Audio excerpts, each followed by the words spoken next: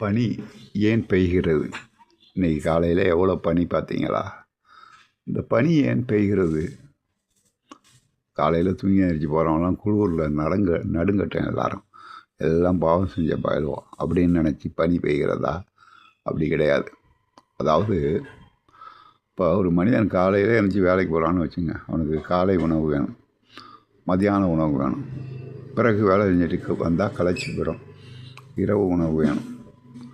ஆனால் கடவுள் மனிதனை படைத்தான் என்றால் தாவரங்களையும் கடவுள் தான் படைத்தான். அவனை பொறுத்தவரை ஓரறிவு முதல் 6 அறிவு வரை வித்தியாசம் கிடையாது. எல்லா ஜீவராசிகளும் அவனுக்கு சமம் தான். ஒரு பெத்த தாய் ஆண் பிள்ளை பெண் பிள்ளை என்று பிறந்து விட்டால் பெண் பிள்ளைக்கு நிறைய சந்தோஷத்தை கொடுப்பது, ஆண் பிள்ளைக்கு கொஞ்சம் குறைவாக கொடுக்கறது அப்படின்னு நினைப்பாளா? நினைக்க மாட்டாள் தாய். அதே போல் கடவுள் என்பவன் தாய் நமக்கு, ஜீவராசிகள் மற்ற ஜீவராசிகளுக்கும் எடுத்துங்க.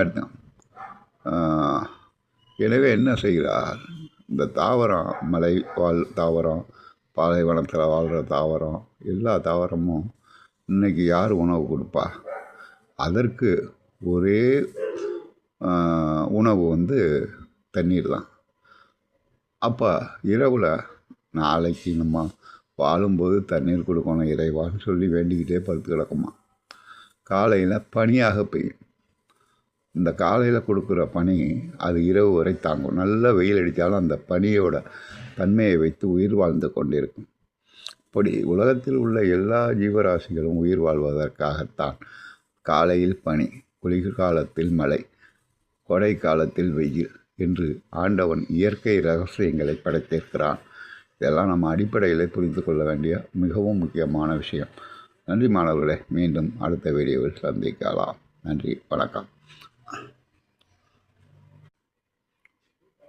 எல்லாருக்கும் எல்லாம் என்பது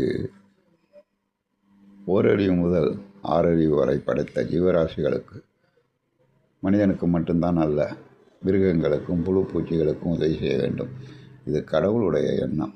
இதை அடிப்படையிலே உலக மக்கள், மாணவர்கள் புரிந்து கொள்ள வேண்டும். அதனால்தான் காலையில் பனி, மதியம் வெயில், இரவில் குளிர். உலகப் படைப்பே அப்படித்தான். அதாவது கொஞ்ச காலம் குளிர்காலம் மழைக்காலமாக இருக்கும், கொஞ்ச காலம் வெயில் காலமாக இருக்கும், கொஞ்ச காலம் மழையும் இருக்காது வெயிலும் இருக்காது, ஒரு மாதிரியான காலமாக இருக்கும், ரெண்டும் கலந்த காலம். இதெல்லாம் உலக மாணவர்கள் புரிந்து கொள்ள வேண்டும். நன்றி மாணவர்களே. மீண்டும் அடுத்த வீடியோவில் சந்திக்கலாம். நன்றி, வணக்கம்.